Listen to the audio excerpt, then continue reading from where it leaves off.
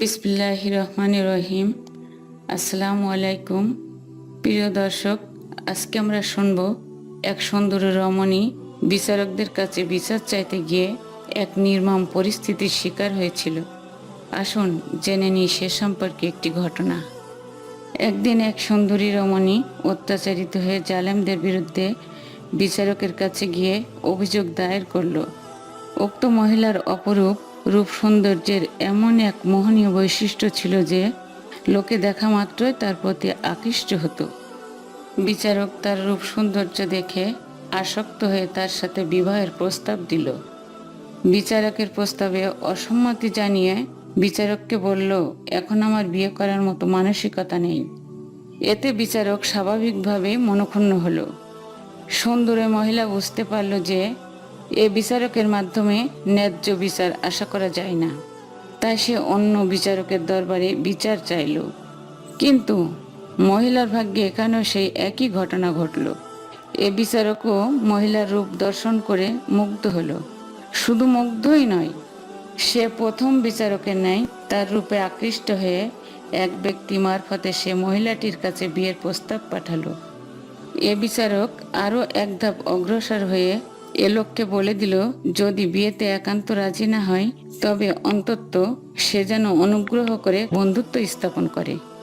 মহিলার কাছে যখন এই প্রস্তাব পৌঁছল তখন সে বিরক্ত হয়ে তৃতীয় বিচারকের দরবারে অভিযোগ পেশ করলো। এ বিচারক পূর্বের বিচারকদের পথই অনুসরণ করলো। তখন মহিলা বাধ্য হয়ে চতুর্থ বিচারকের শরণাপন্ন হলো। বেচারির ভাগ্যই খারাপ, এ বিচারক দ্বারা পূর্ববৎ অবস্থায় হলো। তখন মহিলা বিচারকদের কাছে বিচারের আশা সম্পূর্ণভাবে বিসর্জন দিয়ে দুঃখ ভারাক্রান্ত মন নিয়ে গৃহে প্রত্যাবর্তন করল।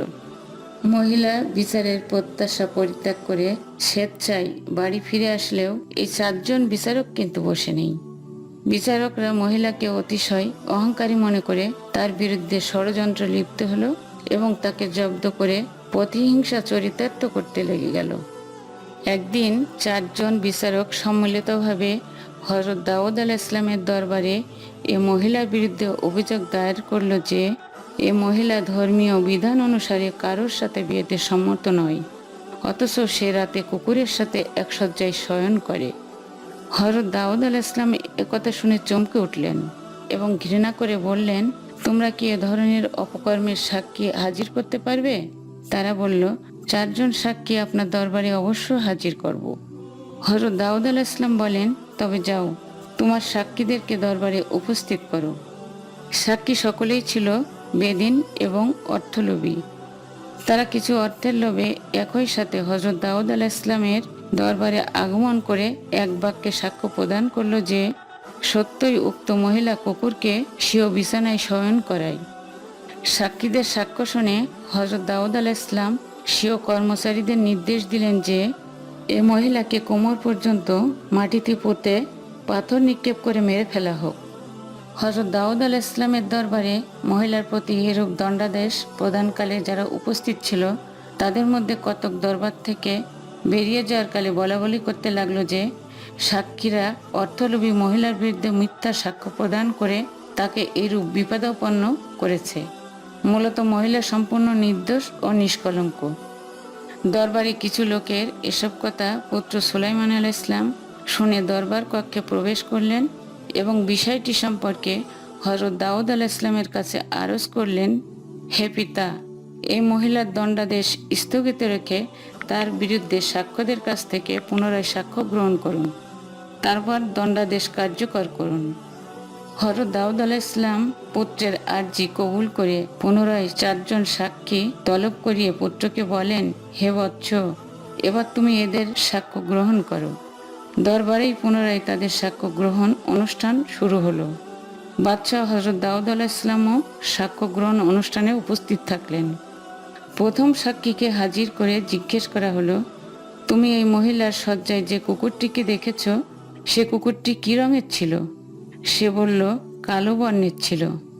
অতঃপর হযরত সুলাইমান আলাইহিস সালাম এই সাক্ষীকে দরবার কক্ষে আবদ্ধ করে দ্বিতীয় সাক্ষীকে তলব করলেন। সে হাজির হলে তাকেও একই কথা জিজ্ঞেস করা হলো যে এই মহিলার শয্যায় তুমি যে কুকুরটিকে দেখেছ তার গায়ের রং কিরূপ ছিল? সাক্ষী বলল তার গায়ের রং ছিল লাল। অতঃপর এই সাক্ষীকে দরবার কক্ষে আবদ্ধ করে একে একে বাকি সাক্ষীদের কাছে থেকেও অনুরূপ সাক্ষ্য গ্রহণ করলেন। তারাও কুকুরটির গায়ের রং ভিন্ন রকম বলল।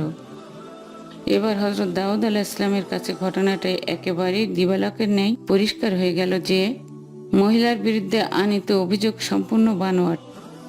তখন তিনি পুত্র হযরত সুলাইমান আলাইহিস সালামের সাথে একত্র হয়ে এ মহিলার বদলে তার বিরুদ্ধে অভিযোগ আনয়নকারী বিচারক 4 জন এবং সাক্ষী 4 জনকে মাটিতে পুঁতে প্রস্তর নিক্ষেপ করে হত্যা করার নির্দেশ দিলেন।